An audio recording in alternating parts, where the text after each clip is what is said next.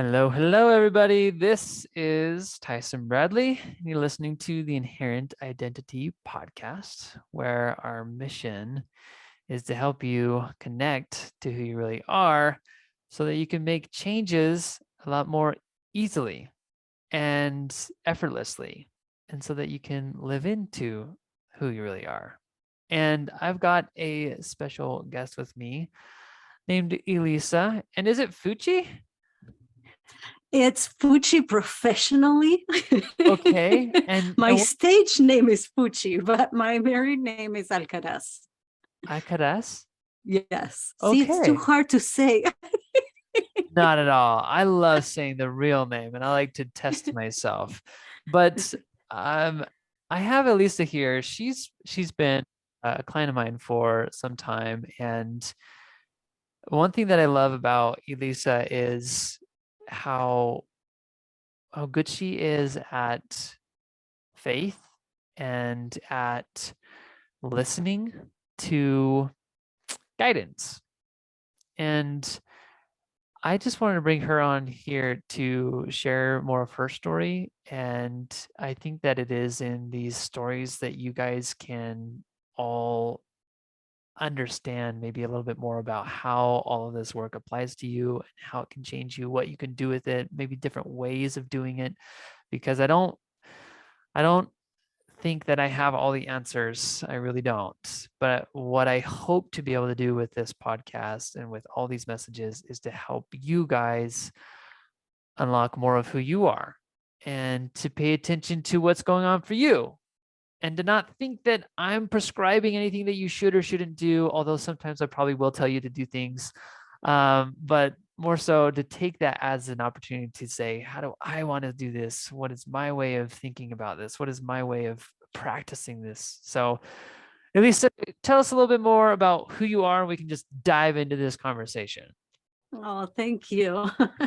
I learned from the best, which is you, Yes. to follow faith and to receive guidance. Oh my gosh, it has been such an amazing journey going through the coaching process with you and bringing Christ in the whole entrepreneur business and just having him be my business partner. It has been amazing. Really, I cannot recognize myself from even like 6 months ago, 7 months ago. I am amazed at the ability I have of just taking action and like I've just gotten so good at it. It's like, whereas before I used to overthink everything and I used to get in my way. I remember like getting my podcast out took me like 3 months just of overthinking it. I had this idea that because I grew up thinking that everything needed to be done perfectly. My parents, my dad especially taught us when we do things, we do it right. And if we don't do it right, we need to keep doing it until it's perfect. Perfect meaning his way of but here I was as an adult thinking that still applied. And it took me like 3 months to just get my podcast out and just say, hey, you know what, I'm going to do it. I don't care. Close your eyes and just do it. But that's how I was before. And now I'm just like, okay, let's do it. Write a book. Go for it. Go start your own event. Go for it. Let's do it. I've never done it before, but hey, create your own 2-page spread for a magazine. Do it. It's just, okay, sure. Like those things, it's just, okay, let's do it. It's just become fun. And it's all because like you said, it's just this process of becoming my true self. It has been amazing. Like I want to share it with everybody. It's like, oh my gosh, did you know that that's not really who you are? When people tell me, oh, I'm not a morning person, or and I'm like, no. That's don't not say who that. you are. I'm like, no, that's who you think you are, but really, you might be a morning person. Have you tried it? Like, I just want to tell everybody, like, really, and most people look at me weird. Yeah. It's like, wait, what do you mean? No, this is who I am. I always been this way. And I'm like, no, not really. Yes. Yeah. Because that's how it used to be. Yeah. Right. Because we just describe our past life. Well, it's like we take all the experiences of our past life and what we have habitually done, and then we use that as a label to describe who we are. Yeah. As like a core identity, as a fact. Usually. Yes. This is like, I'm a procrastinator. This is who I am. It's like, it's a fact. Like, I can't change this. Yeah. This part of me. So, one thing I love about your story, Lisa, is that it hasn't been easy. Like, there have been like challenges all along the way. You might describe it as a roller coaster, and Yeah. I would be curious to hear like what you've learned through some of the Oh my dark gosh. times. Like, there was a Yeah. couple months ago. I mean, there was a time, I think you had a whole month where it's just like, The just month of horrid. the Yeah. month of Yeah. horror. Like, what, like, I don't know if there was the thing that like started that dip, but what, if you could take us through that experience and then what came out of it on the other side, I think that would be interesting to Yes. Oh my explore. gosh. So yeah, like I'm used to having a hard life. Okay. I asked until just recently, okay, Yeah. I thought that's what my life is supposed to be, hard. Uh, Like, right, that was a yeah. belief. Like, my life is never going to be easy. It's, again, this comes from my how I grew up. And so I noticed, like, that month I just had my event, my first live event, and it sold out. It was super successful. And I remember just cleaning the whole place, and it was empty. I had done my first live event, and this was Yeah. out of state. So that's even harder. And I just felt so much energy, and I was so grateful, and I was in such a high. And then I think what started it was that, okay, we had our coaching session, and I felt like I needed to focus on that, on speaking more, on trying Yeah. to book more speaking engagements. And I needed to maybe find opportunities where I'm not putting together events. My brain freaked out because I was like, wait, so you're not focusing on doing more events yourself. You're not focusing on getting clients Mm. anymore. And I freaked out. Like, my brain was like, no, no, no, you're changing everything on me. And that, like, coming from a high to having to change, my brain didn't like that. It was like, oh no, so I froze. Mm. And for a whole month, I was like, I didn't take action. And but I kept doing things. I kept checking off the boxes on the Yeah. outside, but on the inside, I was like not taking action, like, for my business. And at the same time, I was like, oh, but I'm not seeing any results. I was so attached to the outcome. And what I learned from that after that whole month, which I was like, what am I doing wrong? What am I doing wrong?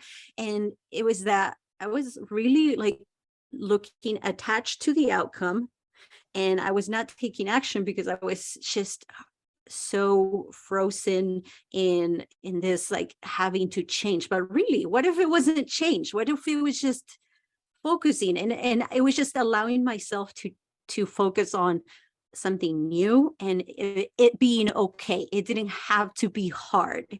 Mm. And that's kind of what I've had to do. Just in every time I've changed, every time my heart has told me to change the course and try something else. What you taught me is to, what if this is right? What if this is going to be easy? What if this is just the same, just a little bit different? Yeah. What if it doesn't have to be hard? What if, and through all these ups and downs and what I've learned recently, because I was like, okay, God, I'm tired of going through ups and downs and crashing, having really highs and really lows. I'm like, okay, what do I need to do? What can I do so I don't get to that point, that low? And I realized some steps that I was taking that were leading me there. For example, I was comparing myself to other Mm. coaches that were Yeah. doing better than me. I was not checking in with Christ daily.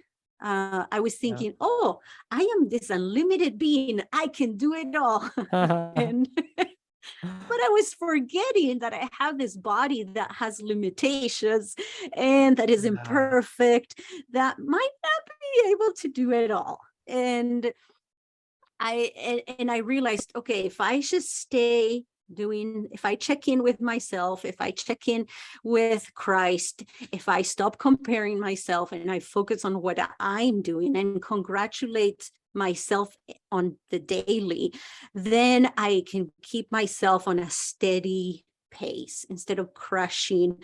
And that's kind of what I've learned so far. Like just Yeah. recently, I don't want to do this ups and downs anymore. Yeah. And but I had to, sometimes we have to like hit against the wall more than once. And I guess that's me. And or that was me. I no Yes. longer want to do that. Right. I was like, nope. So what do I need to do? And I have a checklist to keep me, oh, okay, I'm not doing this. Let's go back up. Let's check in with the heart. Let's check in with Christ. And we're good. We're good. Yeah. Let's see. I think that you touched on just a common way of viewing the world that we've been taught by the world, which is life is hard. It's not Yes. easy. We also hear growing up, like, life isn't fair. And Yeah. it's like we just take that as a fact. We just say that this is how it is. Even just to say like life is 50-50, it's like, okay, like the question that we always want to pose is, does having this thought serve me? And is it true? And not from the standpoint of like cognitively, like, can we believe it? Do we think it's true? But it's just like in our hearts, like, what is true? And can we feel that? Can we feel the truth of the statement? And maybe it's not true for us. Maybe life doesn't have to be hard. Maybe life could be easy. Maybe life could be fair. What is fairness to me? And it's just like we could get all philosophical on it, but I think that the value is in questioning what we're really thinking about life and recognizing that if what I truly desire is to have a life that is progressively increasing, that there may be downward like dips, but it's an upward trend. Mhm. Because I imagine for you, it's like, that's the ideal. Like, Yeah. that's what you would rather experience. And I think that we could say, I think that's the life that God would rather have for us too. That I don't know if he wants us to necessarily experience these drastic, horrible, like depths of despair kind of experience. It's like, hey, listen, if you could learn this, same thing with our kids. It's like, as much as I love them, and I do want them to experience pain and suffering, but if they can learn the lesson in another way, I'm all for it. Like, yes, you'll have to experience some pains. Yes, it will be hard at times, but man, it's like, if you can learn it another way, that would be great. I think that would be more fun. Let's do that. Yeah. I'm up for So, that. one thing that I was curious of is, when you were in the dip, what was your heart yearning for? Like, Um, do you know? Yes, I just wanted to keep moving forward. I wanted to be working on my business, which is like helping others, reaching out to others. Like when I coach, when I speak at events, I come alive. It's just my Yeah. spirit just overflows. I don't know how to explain it other than that. Like it's just like I feel a light and warmth coming out of my chest, and it just radiates everywhere. My smile is like huge. If you could see my pictures from my event, you can see how happy I am. So my heart wanted to be there, but I was so not there. Like I didn't want to listen to it. Yeah. It's Yeah. like, no, I need evidence. Yeah, no, and this is the other question, because like you said, like being attached to the result, like how would you describe like what that means and your experience of it? For me, it means if I'm not seeing it, if I'm not seeing clients, if I'm not seeing a success, if I'm not seeing the dollar amount on my bank account, if I'm not seeing people coming to me, then I shouldn't believe it. That's being attached to the outcome to me. To me, Mhm. that's like it's working to get something instead of enjoying the process and being like grateful for what you have right now and grateful that you will get it, and having faith in letting that go, that it'll come in any way you want to, any way Heavenly Father wants it. It's just, then you let it go and you just enjoy the process, enjoy the now, enjoy being grateful right now that I was not doing that. Yeah. Yeah. You know, um, because I think about what happens when we attach ourselves to the external world. And I think what happens is we think that things should be a certain way. And and it sounded like even in your dip experience that your heart yearned to just give value and just like wanted to just share the love that you have and transform people and do all these things. And yet maybe behind the scenes there's like these rules of how you thought it should be, and also the rules of what should occur from my action. So Yep. not only do we have these rules that come from the world that say, okay, my coach said I should do this, but I didn't say you should do this. I just said, is this what you really want? And I'm trying to reveal to you what you really want. And you're just like, okay, so now I have to do this, and so it's like we create these rules, and then we ascribe these rules about, okay, this is how things should unfold too. This is what I should do, and should be the result. Both shoulding. It's a bunch of should, you know. And if you say that really quick, it could be a swear. But Yes. it's like we keep shitting on ourselves, both from the perspective of what we think we do and on what we think should be the result. And detaching from that is all about literally letting go of the doing, of the result, and the way in which we think the result should come about, and more so just attaching to the dream and recognizing that the dream that makes us come alive, the thing that just spurs out of us, the thing that we can't contain in our hearts because it just like blows right out when we think about it and we feel into it. It's like, that's it, that feeling, being that now, and recognizing that that's who we really are. And so I don't know if there's other ways that you would describe that, but when you hear me share that, it's like, what comes to your mind? Um, yes. So for me, it's, yeah, it's holding on to who I am. Like I was shown who I could be. Like my heart Yeah. gave me a little glimpse of what I'm going to do. Yeah. And it is going back to that. And then if that's who I need to be, what do I need to do today? and just focusing on those actions that I'm guided to take today. And if I don't get them done, I check in with Christ. Yeah, like, okay, I didn't get that done. I forgot, I didn't do that. But it's like, okay, that's okay. What did you do today?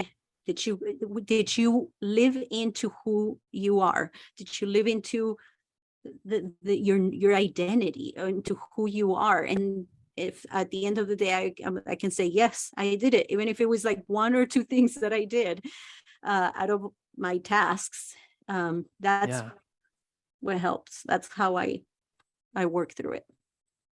I love that. What do you think, like, as you work on things right now, what makes you come alive? Oh my gosh, it is living into my real identity. And I love it because it just feels so much easier. Things feel so much easier. It really does. I do believe that when we follow our heart or our intuition, what people call it, when we do, our life does become easier and enjoyable. Yes, we may not be like, follow it 100%. But when we do, it is so, things flow so much better. What's an example of this for you? Oh my gosh. Okay. So throughout the day, if I'm working and I get distracted, my brain wants to get distracted doing multiple things at the same time. My spirit will tell me, Elisa, let it go. Right now, focus on this one thing. You're working on this project, just leave the other ones. And if I follow my brain will be like, no, you can do both. Just finish that really quick and then go back to doing this. Like, and then my brain will be like, oh, and do this too.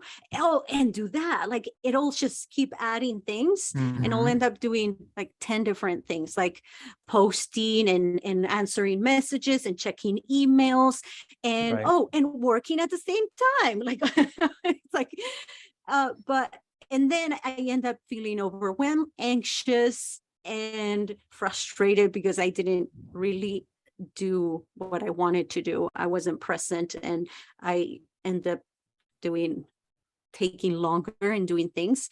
So that's the scenario when I don't follow my true identity. When I am in my true identity and I follow my heart, I get things done faster. I can think of ways where I can fulfill who I am. For example, when I'm working on my part-time job, I just recently learned, okay, how can I make my job enjoyable? Like, how can I make it more enjoyable? And we together through our coaching, we came up with, like, I love helping people. So if I love helping people, I'm going to do that while I work. How can I help my boss? How can I help his clients? How can I, like, and that makes me light up. Again, it goes back to who I am. So then when I'm working, I'm thinking, I am helping him. How can I help these clients manage their money? How can I show up in a different way, and the time goes by faster. I get more things done. It's just so much better. It's like the whole day goes way better. Really, it's like night and day. You say that, and I can't help but think of I am statements like, I am a happy helper. It's like, I help people and it makes me happy. But you mentioned how you go about your day, and as you notice when you get distracted, I'm curious if we could slow motion that experience and what goes on and how you connect to your heart and your intuition, your spirit. What does that look like? What's the play-by-play of that? So that would look like, for me, I have gotten so good at noticing which one is which one is my brain, the voice that my brain offers, and which one my heart is saying. And my heart is always calm. It's like, Elisa, focus here. And my brain will always tell me to do more. Oh, okay. Like, yeah. So I know, or you're not doing enough. You should. These are the type of thoughts my brain is offering me. So so if I'm working on a project and let's say it's not working out, and I start getting frustrated, my brain is telling me, keep going. You have to figure it out. And my spirit would be like, actually, step away. You will figure it out eventually. Don't worry about it. It doesn't need to get done now. And when I don't listen to that, I get like, no, I got to figure it out because Elisa's the one that figures things out, and I work hard, and my old identity kicks in, and it's like, no, let's go back. Let's keep trying. No, you don't give up. Elisa never gives up. And it's like 3 hours later, I'm frustrated. I'm mad at everyone, and I have not figured it out. Yes. Okay. Because like I had a similar experience even this morning. So it's like I wake up and I start typing out and talking to God, and I just write out like what's on my mind, what's going on. And one thing that we're trying to figure out is our daughter, she has like digestive issues. Okay. And so it's hard for her to get this stuff out of her system. And so we're trying to figure out ways and habits to be able to help her apply. And I started thinking, I was like, wait, there's something that I heard about at a conference. And so I started searching up notes and was like, oh yeah, what if she ate these like enzymes during the meals? Like, are there kid enzymes, things that like are like vitamins that she could eat for a meal? And I found all this out. And in a way, it's like I felt guided throughout this process. Like I went through the whole process of finding something and I found it very quickly and was able to purchase it. So we're going to try it out. Now, the thing is that often what happens is that one thing leads to another, where we start to research even more and we start to go on these little side trails. And I feel like I am developing this expertise, much like you. I would call it the skill of discernment. It is just this ability to understand, okay, who's talking here? In this moment, am I being led by my head or am I being led by my heart? Am I listening to this wild, crazy brain and this human tendency to just like go off on stuff and be in the rush of things? Or am I slowing down, being intentional, and being here now with what I really want? And for me, that experience was just this moment of awareness. Like you, it's like, okay, all of a sudden I noticed, okay, I am not in a heart space right now. Like I am definitely doing something, and it's almost like I just have to stop and pose a question. It's like, is this what I'm supposed to be doing right now? And it's like that question is like can help me to slow down a little bit enough to be able to just like I literally direct my questions and what I'm trying to feel downward. Like try and take my literal focus off of my head and down into my body.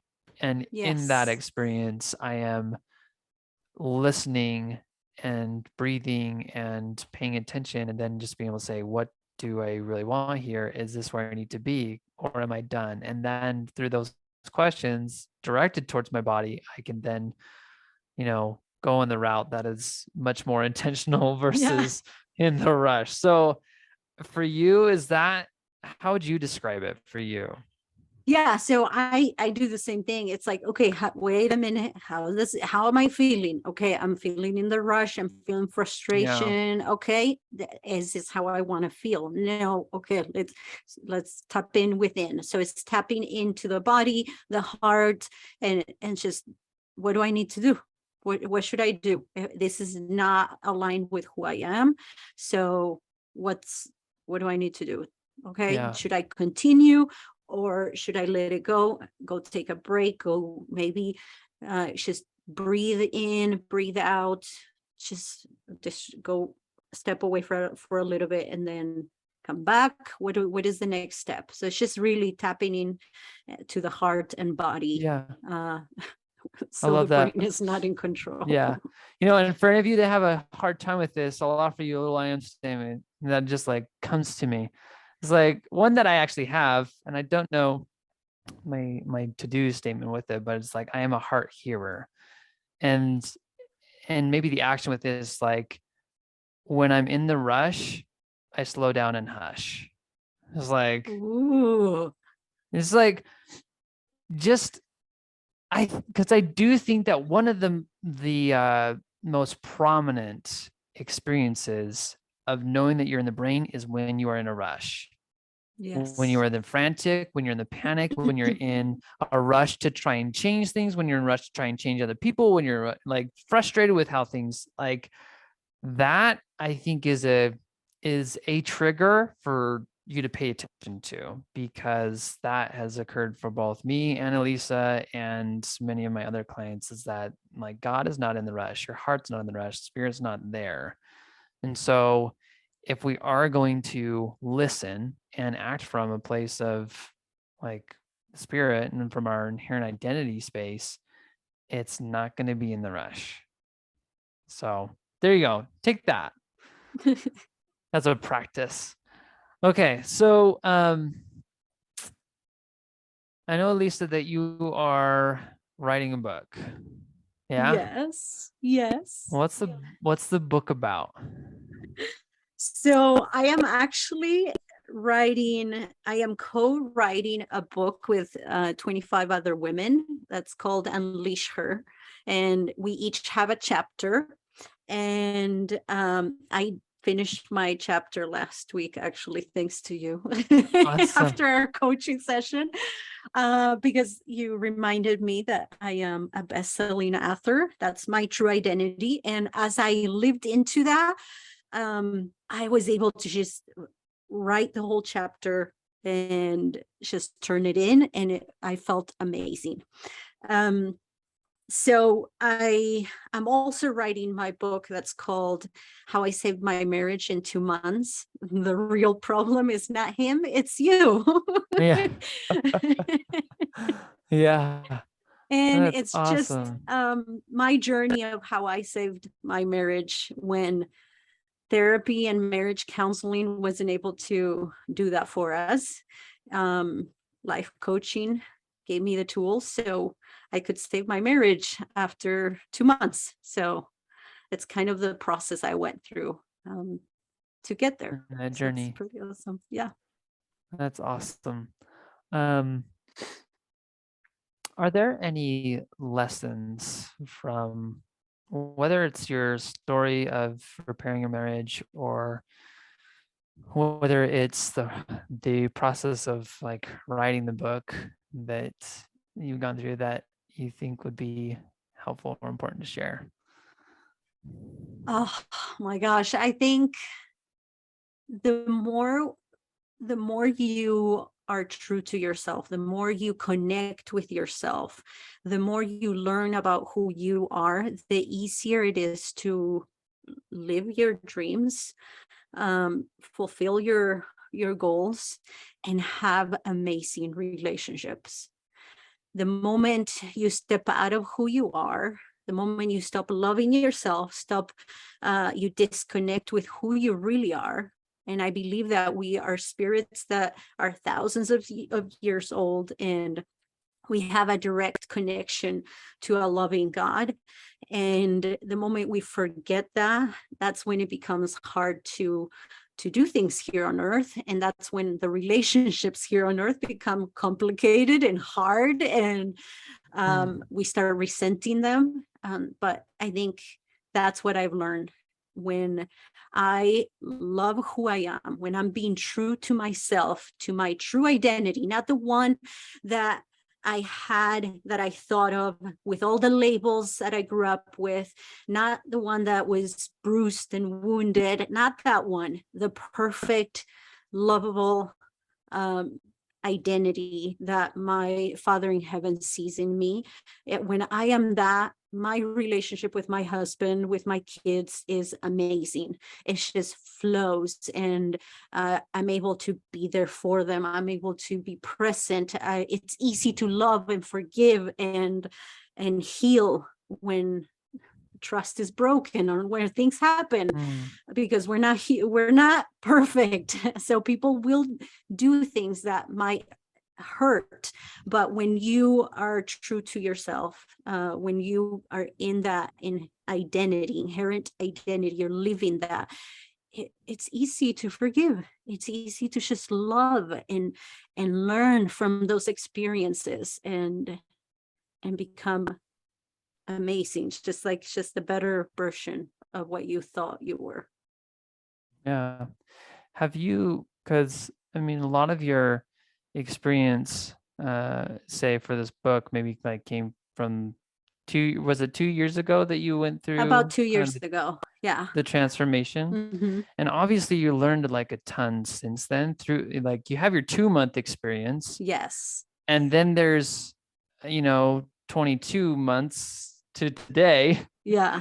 And I'm curious, like, if what have you experienced, or what is how would you apply some of the things that we've learned here, that you've learned since then, to relationships? Because, for all those that struggle with relationships, like, what else is there to it besides, okay, you can have an identity and you can practice that, but is there more? So for me, and my clients, what has helped is really finding out who you are. Who are you? Most women that I work with, they don't even know who they are. They feel like being a wife and a mom is all they are. That's it. Like, that's their Oh, yeah. identity. So Right. for me, it was finding who I really am, what are my core values, and then learning to appreciate myself, learning to live every day as from my core values, from who I am. And when it comes to relationships, it's really choosing to let go of the expectations and choosing to be happy, choosing to love. I had to choose every minute, every hour, every day. I had to train my brain to stop looking at the negative things, or the things my husband lacked, and the things that he did wrong in the past. I had to tell my brain every second, no, what would be a loving thought? What would lead me to love him more? What do I need to think about him so I can love him? How can I be happy in this relationship? I had to consciously choose those thoughts. Most people think, oh no, but that your thoughts are facts. No, your thoughts are not facts. You can choose them. If you are committed to the relationship, then you need to be willing to come back and change those thoughts and control the brain, because really your spirit wants to love everyone and serve everyone. That's what it is. Just so if you are in a relationship, you want to love your husband, you want to serve him. It's your brain that tells you, no, he doesn't deserve it, he didn't do the dishes, so no, you shouldn't hold his hand, you shouldn't give him a kiss, no, don't do that, like, no, don't go hug him, he doesn't deserve it. Like, that's your brain. But when you follow your spirit, when you know, like, your spirit wants to just go and love him, no matter whether he did or not the dishes or the laundry. And when you do, it's just, it gets you closer and gets rid of that distance, that barrier between you two, and creates that opportunity to talk. And also, when you're not attacking the other person doesn't need to have their guard. So they're more willing and open to receiving your love. So I noticed that's a huge thing when in relationships. Choose your thoughts every second, every hour, every day, and choose to commit to having a happy, loving marriage. I love that. You know, earlier we talked about detaching from like the way we think our business should go and the results that should occur. And I think too, when it comes to relationships with people, there's this same concept, like we have to detach The from same. what we think people should do, what we think the results should be when I start believing in a better relationship. And I know that there was a time when we talked about this idea of getting people to do what we want them to do. And that in some crazy way, because I mean, a lot of people will say, okay, we can't change other people, and it's not possible. It's like they're them, they get their own choice, they get agency. But the truth is, we can change people, and it happens all the time. Like advertising changes us and Yes. influences our patterns, and there are very influential people out there. Hopefully, I've influenced all of you so well to believe what I'm telling you so that you can have a better life.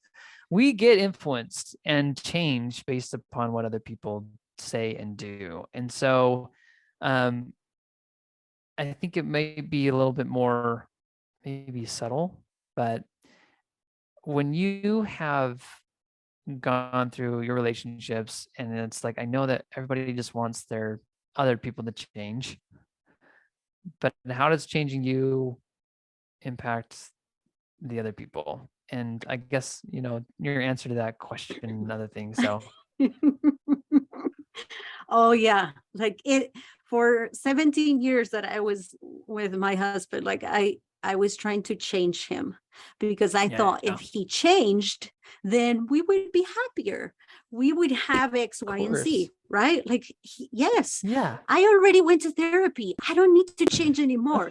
He does now. Now it's his turn, right? Like but Right. when I decided to just love him and accept him for who he was and let him be and embrace all the goodness that he has and just celebrate all the little things that he did already, it promoted change naturally in him.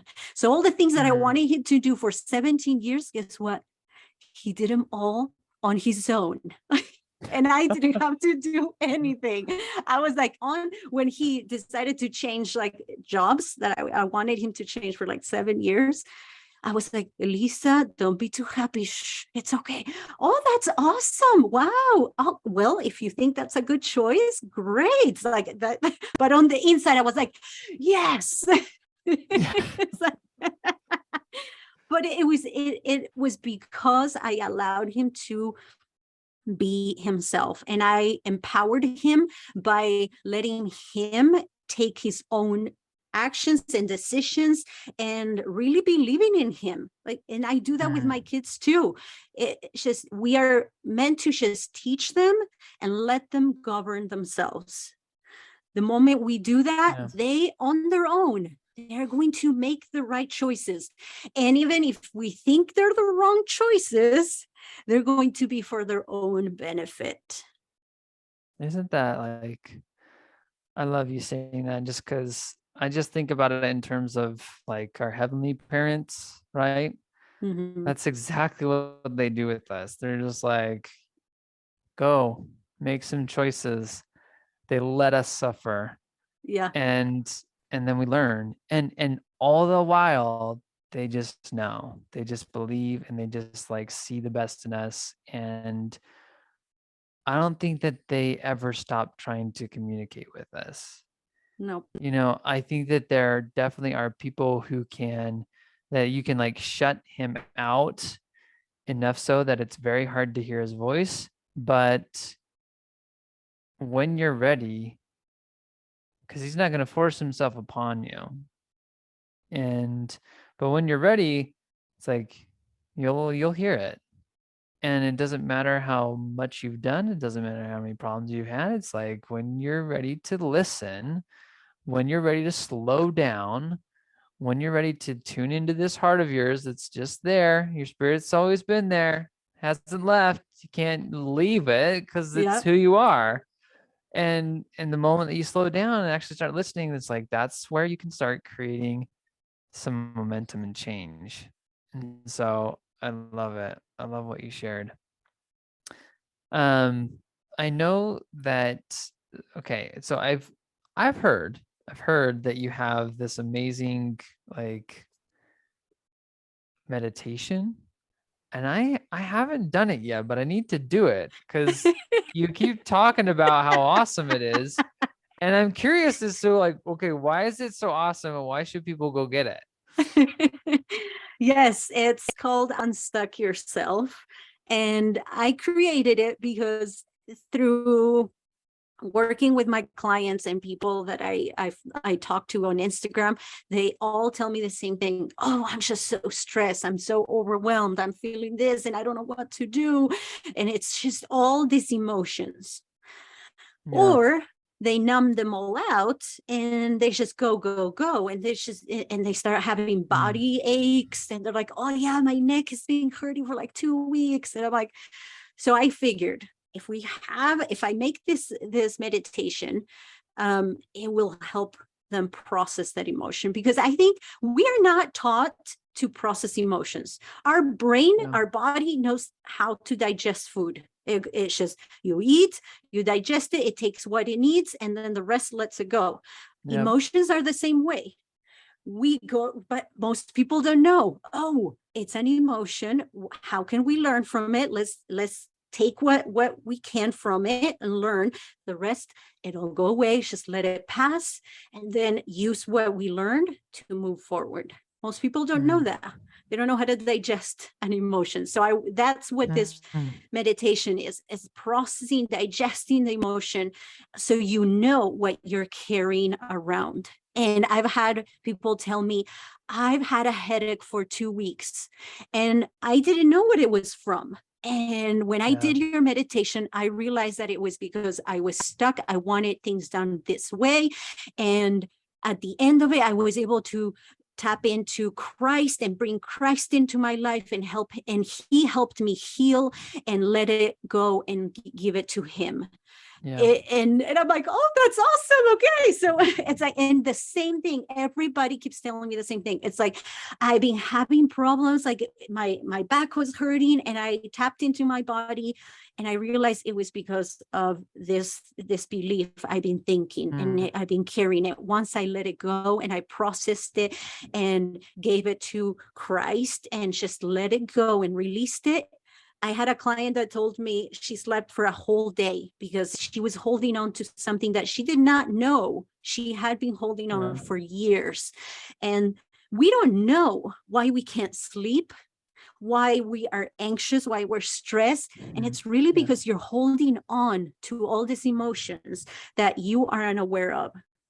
And this guided meditation does that. It helps you tap into your body, know what it is behind that ailment in your body, release it, learn from it, so you can move on, so you can be free of that weight that you've been carrying around. That is so helpful. Okay, so if someone wants to get that offer, it's where do they go? It's in my Instagram link tree. So I'll give you the link, but it's on my Instagram. So if you click on the bio there, you'll be able to click on the free guided meditation. So it's right there. Awesome. So good. And if anyone else wants to like follow you and learn more about you, where would you send them? So if they want to go and follow me on Instagram, Elisa_Fucci, FUCCI_coaching, or they can contact me at elisafucci.coaching@gmail.com. Nice. Okay.